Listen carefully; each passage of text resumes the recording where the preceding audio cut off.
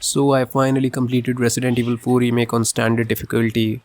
And the first thing that I have to say about my experience with the game is that it looks and sounds amazing and is really well optimized on PC, which is something that I absolutely love. The whole experience was buttery smooth right till the end.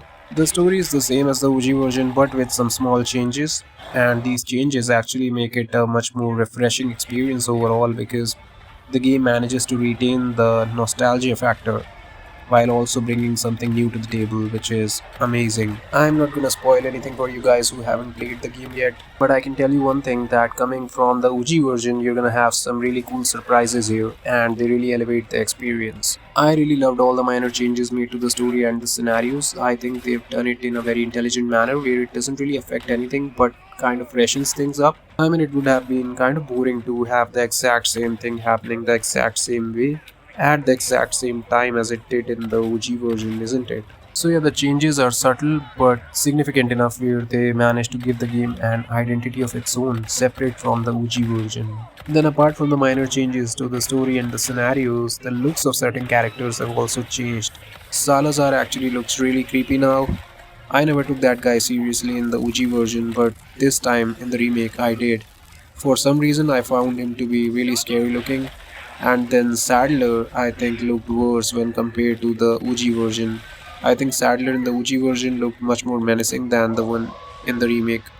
But yeah, these are my opinions. You don't have to agree with them at all. Then they've added some cool stuff to the gameplay too. Some new enemy types, and then the ability to parry using a knife, which is fantastic, makes the boss fight with Crosser much more fun, much more entertaining. Then you've also got charms which grant you various boons, and you can equip 3 at a time, and you can earn different types of charms through the shooting range. The merchant offers some assignments that you can complete to earn money.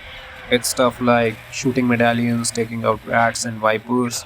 The gameplay is amazing. If you enjoyed the OG game, you are definitely gonna find this better in almost every way, and you're gonna have a really good time. I had a blast with the game and I'm not done with it. The only thing that I'm not a big fan of is the fact that the knives actually get damaged pretty quickly, and you have to spend money to repair it, which is something that I'm not a big fan of.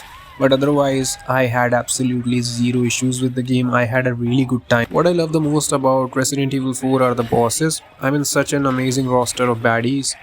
I personally really find Mendes, the village chief, to be the most intimidating. I mean, he's tall, doesn't really say much, and he has that scary vibe.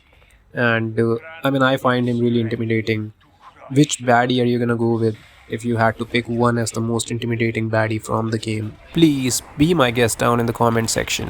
The puzzles in the game are also not too difficult. I only got stuck once in my entire first playthrough, and it was actually at Salazar boss fight where I died a ton of times. It was because Salazar has this glowing eye, and I for some reason assumed that in order to take him out I need to target his eye, which is actually not the case as I found on Google later. And then there is this section where you get to play as Ashley. It is really scary, truly scary, and I had a really tough time. Once again had to take some help from Google, and yeah, I'm not ashamed of it.